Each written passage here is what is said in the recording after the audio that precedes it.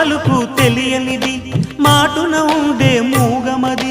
కమ్మని తలపుల కావ్యమయే కవితలు రాసే మౌనమది రాగల రోజుల ఊహలకి స్వాగతమిచ్చే రాగమది శృతిలయలరగని ఊపిరికి